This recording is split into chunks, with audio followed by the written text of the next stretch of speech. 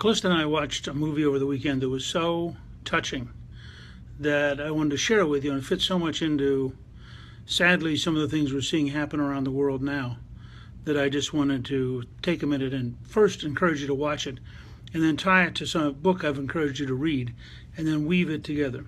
The movie is Woman in Gold with Helen Mirren, and it's a true story about an Austrian of Jewish descent who was forced to flee the country when the Nazis took over. Her family had all of their valuables stolen, their jewelry, their paintings, everything. And she got to America where she was safe. And many years later, at 88 years of age, she realized, because the Cold War, when it ended, we had access to archives that suddenly indicated that the painting, The Woman in Gold by Klimt, which has been hanging in the Belvedere Gallery in Vienna, was in fact not legally the gallery's, that it had been looted by the Nazis, and that the Austrian government's claim of ownership was false. So here's this woman who wants to recover the painting that belongs to her. And it's worth something like, let me check the exact number, ultimately sells for $135 million. Now, to become a major symbol for Austria. And the Austrian government didn't want to give it up.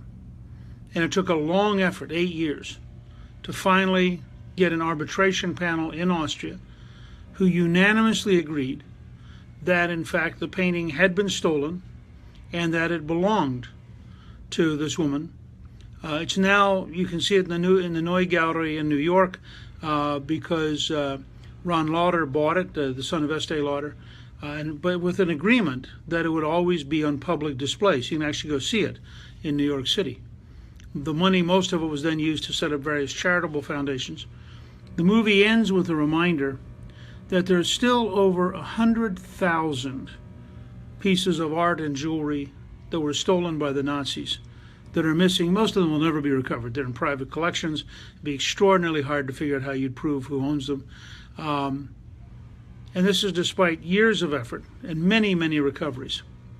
Well, I found the movie, and Calista also found the movie so compelling emotionally. It does a wonderful job of taking you from today and the lawsuit back to this woman as a young girl, life in Vienna, how it felt when things were safe and people were working hard and they were acquiring various assets and they had a nice home.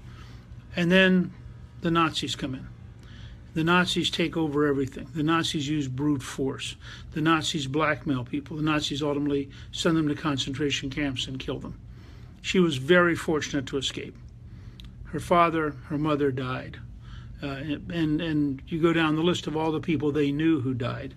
The lawyer who represents her also ended up having lost relatives. I think his grandparents died.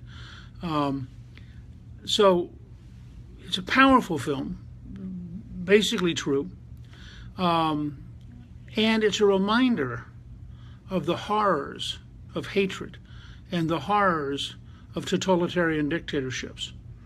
And it allows me to, in addition to suggesting that you see Woman in Gold, to remind you that you should get a copy of Black Widow by Daniel Silva.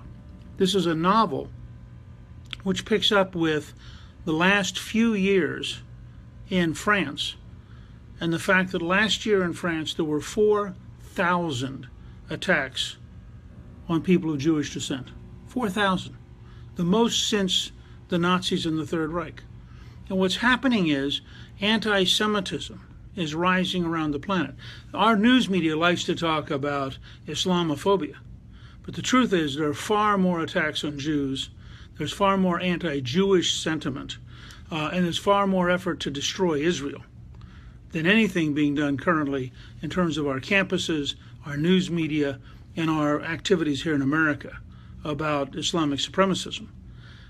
So these two together, the book, Black Widow, and the movie, Woman in Gold, are really worth your looking at as a case study in how dangerous hatred is, how dangerous violent movements can be. And I think it's very important to look at them and then think about some of the language of hate that is building in our cities, to look at what happened over the weekend in Milwaukee, to realize that there are patterns being built here that are totally wrong, and that the media is carrying totally false narratives. And that's a topic I'll talk about in the near future when I talk specifically about Milwaukee and beyond. But it's just another reminder. When you unleash that kind of hatred and you unleash that kind of violence, things can happen you couldn't dream were possible. So if you get a chance, look at Woman in Gold. Helen Mirren does a great job. And look at and read The Black Widow by Daniel Silva. I think the two together create a powerful testimony to the challenges we face.